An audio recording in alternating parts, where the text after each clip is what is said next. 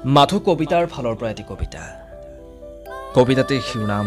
গাড়ী চালক টকা থাকিও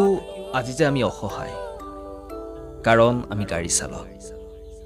আজিৰ সমাজত নাই যে কাৰো আখৰি প্ৰতিটো দিনে সমাজৰ লগত থাকো আমি গাড়ীবিহীন এই সমাজ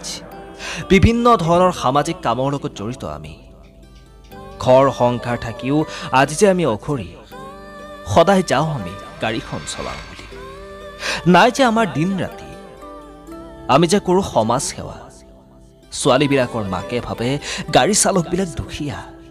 নাই যে গাড়ী চালকৰ টকা গাড়ী চালক অবিহনে আমাৰ প্ৰতিটো কামেই আধৰুৱা আমাৰ জীৱন যেনেকৈ উশাহ নিশাহৰ মাজেৰে চলি গৈ আছে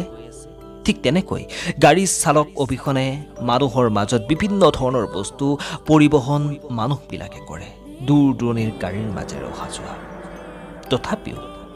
আজি ছোৱালীবিলাকে কয় সৌ ল'ৰাটো গাড়ী চালক টকা থাকিও আজি নিজৰ বুলিবলৈ নাই যে মৰম আৰু সন্মান আজি আমাৰ সমাজ সঁচাক খবৰ হ'ল গাড়ী চালক এজনৰ হাতত টকাৰ পৰিৱৰ্তে মৰম আৰু সাহসৰ আশাৰ ৰেঙনি বুটলি দিবৰ হ'ল ধন্যবাদ